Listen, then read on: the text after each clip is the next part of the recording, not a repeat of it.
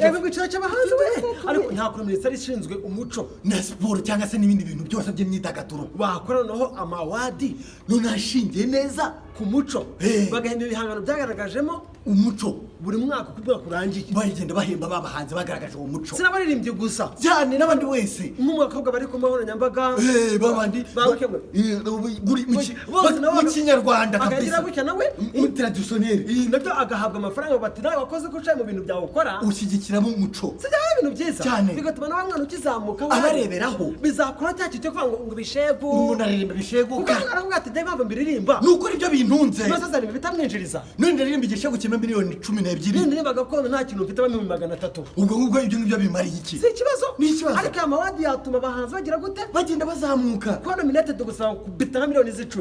se bintu byiza cyane nakabaho neza ukareba none ngo bararimba gakondo bose agatekereza ariko kacu bwete ibi rwose bigomba guhinduka rwose